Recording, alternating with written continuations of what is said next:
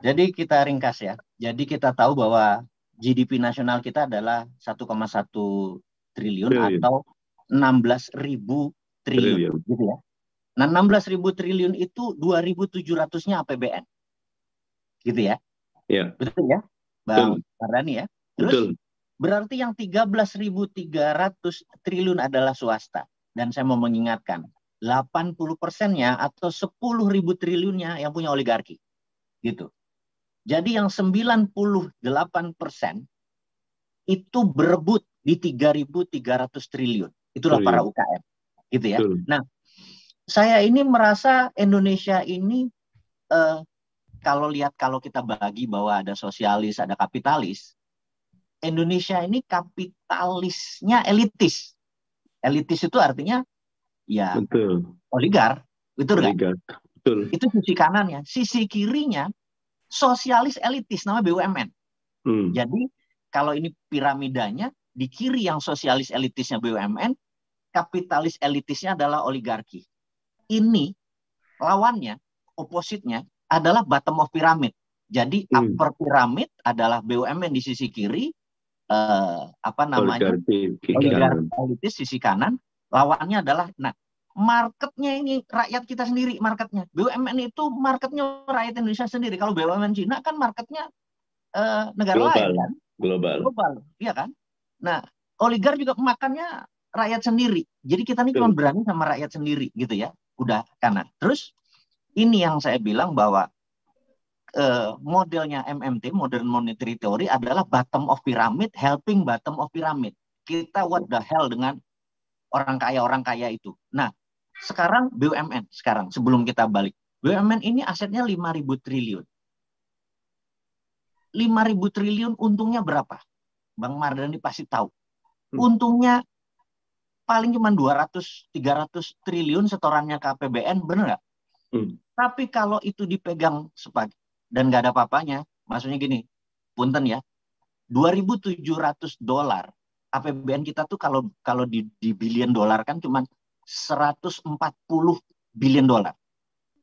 Ada 1.000 perusahaan di dunia ini yang lebih besar dari APBN Indonesia. Mau itu Apple, Tesla, Google, GE, Citibank, lebih gede. Dan Meta. untuk menjadi CEO-nya nggak harus masuk gorong-gorong, nggak harus belah rakyat jadi dua, nggak ada kadrun dan sebagainya, cebong, bener nggak? Untuk menjadi CEO-nya tuh nggak bunuh-bunuhan gitu loh. Nah, ini saya memalukan bagi saya bernegara, tapi hanya untuk rebutan 2.700 saya berini. Dan oligar asik-asik aja, mau siapapun yang rebutan APBN, oligar ini megang 10.000 ini asik-asik aja. Siapa aja dia, karena berpihak pada yang menang, bukan berpihak pada yang benar. Teman-teman PKS, teman-teman Rocky Gerung berpihak pada akal sehat dan yang benar. Tapi kalau mereka berpihak pada yang menang, siapa yang menang ya udah gue ambil yang di situ. Nah, kita harus merubah itu semua bahwa bottom of pyramid. Saya bukan mau ujub atau mau pamer, saya nggak bisa diem aja. Akhirnya saya belajar ke Shenzhen. Jadi di Cina itu ada namanya Shanghai Stock Exchange. Itu Hmm. IDX. Jadi Ya. bursa. Terus ada Shenzhen Stock Exchange. Ini bursa efek UKM. Gitu ya.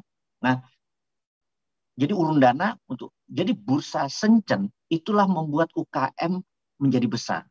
Akhirnya saya punya sejak 2018 alhamdulillah kita mendirikan Santara. Santara adalah the biggest and the first bursa efek UKM. Jadi saat ini ya kita baru membiayai kita punya 300.000 member, masing-masing itu taruh sekitar 5 jutaan, ada 1,5 triliun.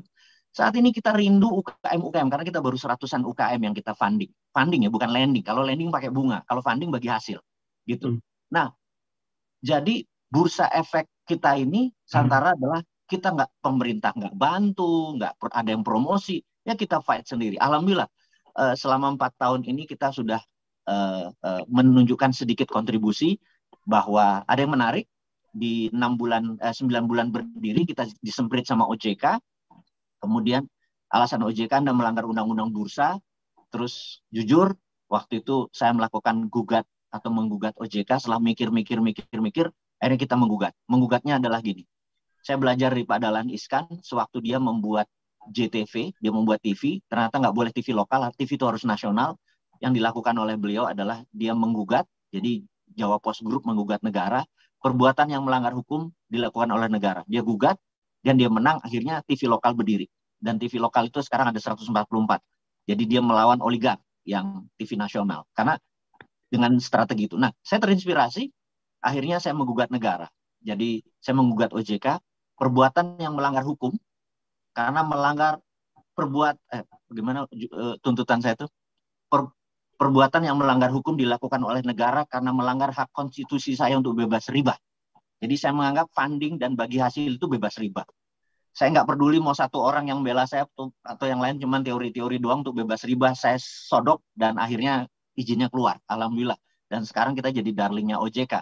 Dan saat ini maksudnya bottom of pyramid, helping bottom of pyramid itu gini. Misalnya Gudeg Yujum ada 9 cabang, mau buka 1 cabang. Dia perlu 3 miliar. Maka pembeli terbanyak adalah pelanggannya. Itu bottom pyramid, helping bottom of pyramid. Kita udah nggak perlu ke bank. Karena yang jadi masalah begini. Sistem oligarki ya, sistem oligarki itu begini. Masyarakat suruh nabung, tapi masyarakat nggak bisa minjem ke bank karena syaratnya harus ada kolateral. Benar nggak? Betul, Hanya 7% manusia yang punya kolateral, yaitu para oligark. Gitu. Nah, UKM yang puluhan juta ini nggak punya jaminan. Akhirnya, saya bilang, kalau dia nggak punya jaminan, sementara dia punya cabang 5 biji, tapi tempatnya nyewa, jadi nggak punya aset. Omsetnya ada. Saya bilang, selama Anda berbentuk PT kan itu omsetnya dan profitnya jadi equity. Equity-nya yang kita bagi hasil. 30% kita bagi hasil, yang cari duit 500 juta. Orang beli. Ada yang naruh 1 juta, naruh 500 ribu, naruh 300 ribu. Ini akhirnya menjadi sebuah ekosistem yang baru, itu yang namanya Santara ini adalah equity crowdfunding. Jadi itu prinsipnya karena bottom pyramid helping bottom pyramid. Saya nggak peduli sama BUMN yang di sisi kiri sosialis kapitalis. Saya nggak peduli sama kapitalis yang saat ini dimanja oleh pemerintah. Nah, kita bergerak di 3.000 tadi. Nah, yang saya mau ceritakan begini mungkin di akhir diskusi ini adalah keadaan Indonesia saat ini persis seperti keadaan Amerika di awal tahun 1900 sekian. Jadi dulu yang menguasai presidensi di Amerika itu adalah para oligark. Jadi mau itu siapa? Carnegie, Rockefeller, Rothschild segala macam itu mengarahkan presiden. Selalu presidennya itu berpihak pada oligark. Jadi buruh itu nggak ada libur. Dulu libur itu cuma 4th of July. Sisanya mereka udah kayak binatang. Tapi pemerintah nggak bisa apa-apa karena dibayar. Nah, ini ada yang menarik. Tahun 1914, ada 2 tahun sebelum itu, ada kegelisahan. Kegelisahannya gini. Ada 3 orang, anggap di sini siapa ya? Lembaga survei itu siapa? Misalnya siapa ya?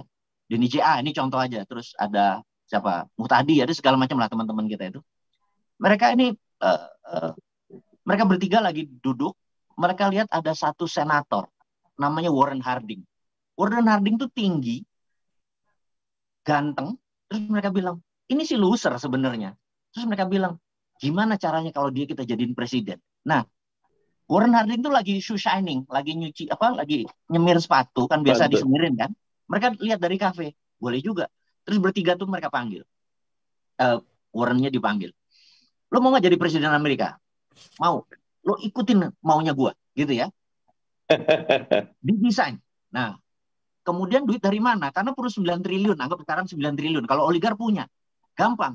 Dia kumpulin semua UKM, mereka nyumbang. Kalau ada 5 juta UKM, nyumbang 1 juta, nyumbang 2 juta, ini ya jadi 9 triliun juga, gitu ya. Nah, kemudian singkat cerita 1914 Warren Harding jadi presiden. Dia bisa dikatakan presiden Amerika terburuk, tapi dia merubah peraturan-peraturan oligar. Dulu, bayangin ini true story. Tahun 1898, Filipina tuh minta merdeka dari Spanyol. Spanyol bilang, bayar gua 20 billion dolar waktu itu. Filipina nggak punya uang, dia minta Amerika. Federal Reserve nggak punya uang, dia minta Andrew Carnegie membayarin. Jadi Andrew Carnegie membayarin Filipina untuk merdeka tanpa pernah sekalipun menginjak tanah Filipina. Karena oligarnya lebih kaya dari bank sentral, gitu ya. Kita lompat lagi ke tahun 19.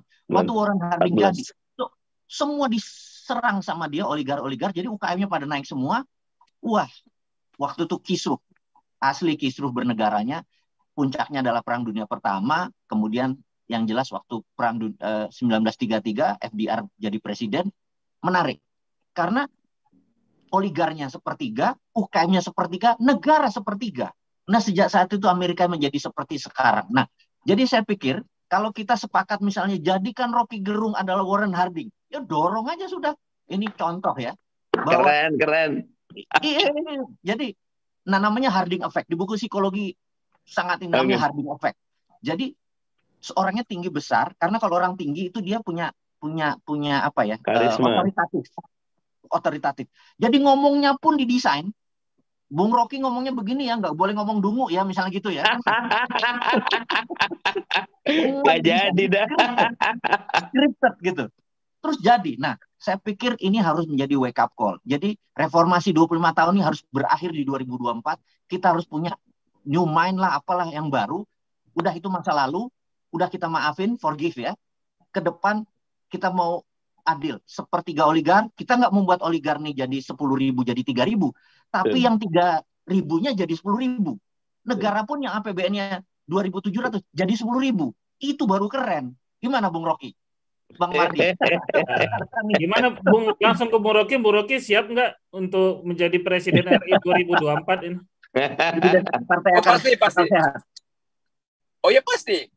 Karena seluruh proposal yang diajukan Mardiku itu yang lagi saya kerjakan tuh.